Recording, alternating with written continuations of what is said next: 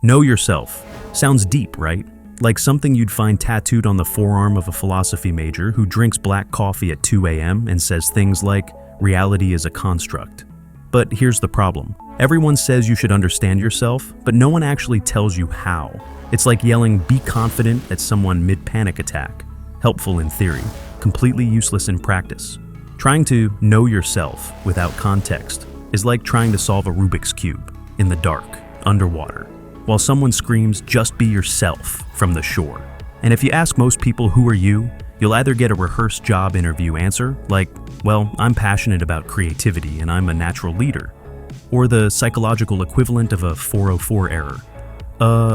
I like music and, dogs. Meanwhile, you're out here trying to make major life decisions, like what career to pursue, what habits to build, or whether to move to Bali and become a coconut influencer, without even knowing why you do half the things you do. It's like being the CEO of a company you've never worked at. You walk into the boardroom and everyone's like, what's the plan, boss? And you're just nodding like, let's just vibe. But here's the good news. Understanding yourself isn't as complicated as everyone makes it sound. You don't need to meditate in a cave, take a $300 personality test, or go on a solo trip to find yourself in the middle of the Andes. Because, spoiler alert, you were never lost. You were just distracted, probably by your phone, probably watching videos like this one. So let's stop pretending self-awareness is some mythical treasure and start treating it like what it really is, a user manual you forgot you had. You can't fix your life if you don't even know how you work. But here we are, trying to find the perfect routine, the right job, or the meaning of life, while barely understanding what version of ourselves we're waking up as each morning. Most people are walking around like confused Sims, just clicking random interactions and hoping for a green bar to show up. I'm gonna start journaling, drink lemon water, and wake up at 5 a.m. every day. 3 days later, existential crisis and binge-watching conspiracy videos about pigeons being government drones.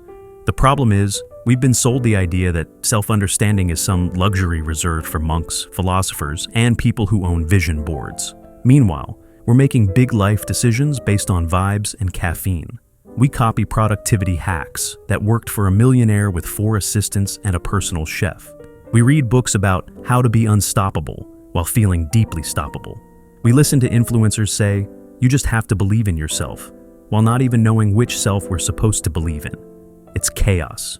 Pure, well-dressed, Pinterest quote, chaos. And the worst part? Most people think they do know themselves, because they once took a personality test that said they're an ISNFJA unicorn strategist, and now they use it to justify literally every behavior. Sorry I ghosted you for 2 weeks, I'm just such an introvert empath Virgo moon. But let me break it to you gently. You are not your star sign, your Enneagram, or your LinkedIn bio. You're a mix of habits, triggers, emotional patterns, and TikTok-level attention span. And until you start observing that stuff objectively, you're basically trying to assemble IKEA furniture without the manual, using only rage and guesswork. So, yeah, you're not broken, you're just guessing. Let's fix that. Here's the thing. Understanding yourself isn't deep. It's not mystical. It's not spiritual. It's pattern recognition. That's it. You're not a riddle wrapped in a mystery inside an existential burrito. You're a creature of habit with Wi-Fi access and unresolved childhood stuff. Join the club. People think self-awareness requires sitting under a waterfall in Bali or microdosing mushrooms in the forest with a guy named River. But in reality, understanding yourself is just paying attention to what you do when no one's watching. It's noticing that you always get irritated after scrolling Instagram for too long, or that you feel weirdly alive after organizing your desk, or that you suddenly become a chef, philosopher, and entrepreneur at 1 a.m. and then a gremlin by morning. You don't need to read a book titled Who Am I to figure yourself out. You just need to watch yourself like a weird, friendly stalker. Take notes, test things. Try to answer this simple question. What version of me shows up in different situations and why? Because here's the real secret. You're not one fixed person. You're not a label or a category. You're a system of inputs and outputs. Input, caffeine. Output, God-tier productivity. Input, 3 hours on TikTok. Output, existential dread, and zero motivation. Input, arguing with strangers online. Output, rage plus regret. It's not that deep. But instead of observing and adjusting, most people just assume they are the way they are. And that's the trap. That's what keeps you stuck. Because when you think this is just how I am, you stop looking for ways to grow. So here's the shift. You're not here to define yourself. You're here to explore yourself. You're not a finished product. You're a beta version. A messy, evolving, glitchy little human experiment. And if you're waiting for some magical moment of clarity to tell you who you are, that moment was you watching this video. Congrats. You're now self-aware. All right, let's fix the mess. Understanding yourself doesn't require a spiritual awakening, a TED Talk, or a therapist with crystals on their desk, though no shade if you like crystals. What it really takes is a notebook, a tiny bit of honesty, and mild curiosity about your own weird habits. So, here's the system. Don't worry, it's simple, like actually simple. Step 1.